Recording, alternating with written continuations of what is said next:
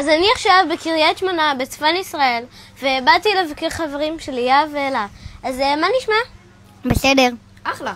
אז אתם חזרתם לביתכם בקריית שמונה לא מזמן. מה הרגשה? התגעגעתם פה למשהו?